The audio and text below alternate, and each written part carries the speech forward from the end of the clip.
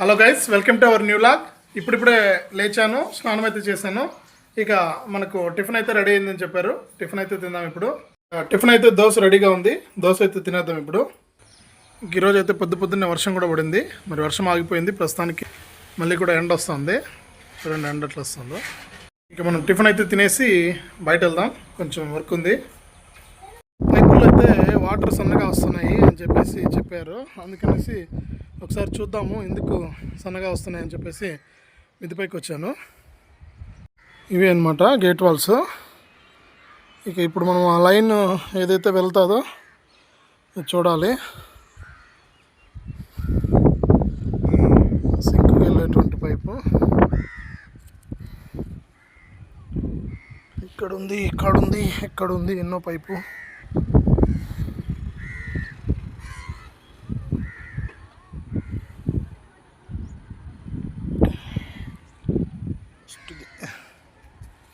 First pipe వెళ్తా ఉంది.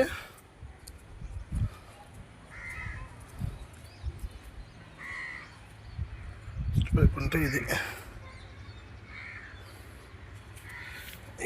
Open close.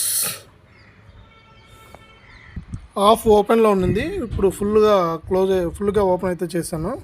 చూద్దాము. ట్యాంక్లో అయితే వాటర్ ఉన్నాయి, ఇబ్బంది లేదా. అలాగే బాత్రూమ్ పైపుల్లో కూడా వాటర్ రావట్లేదంట, సన్నగా వస్తున్నాయి వాటర్.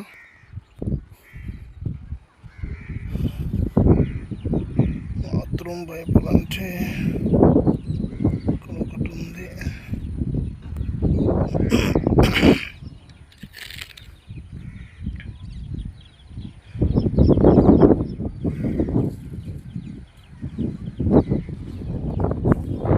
ఓకే, గేట్ వాల్ అయితే తిప్పాను, చూద్దాము కిందికి వెళ్ళి.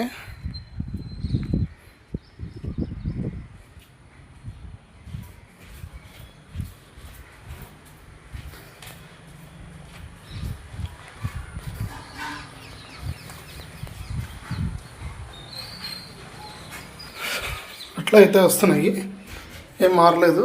కిందకైతే వెళ్ళిపోతున్నాయి. ఇంకా పైపులు ఏమైనా డస్ట్ బ్లాక్ అయి ఉండొచ్చు, చూద్దాం. సరే, ఇప్పుడైతే ఇక మనం మొబైల్ అయితే రిపేర్కి ఇచ్చాను. ఇప్పుడు మొబైల్ అయితే తీసుకుని వచ్చేద్దాం, వెళ్దాం ఇప్పుడు.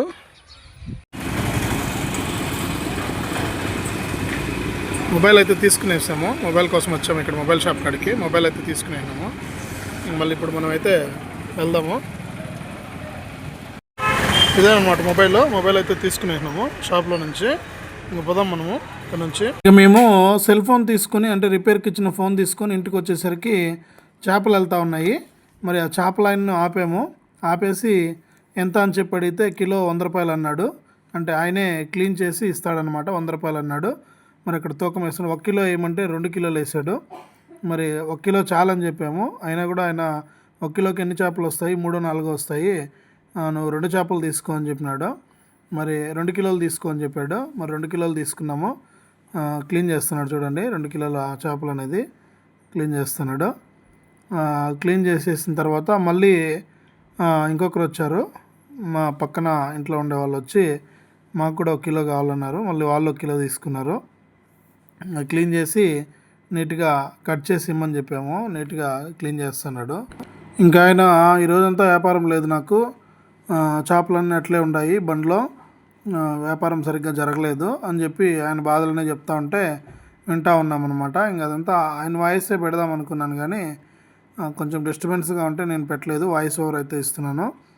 అట్లా ఆయన ఆ 2 కిలోల చేపలను క్లీన్ చేస్తా అదంతా కూడా చెప్పాడు.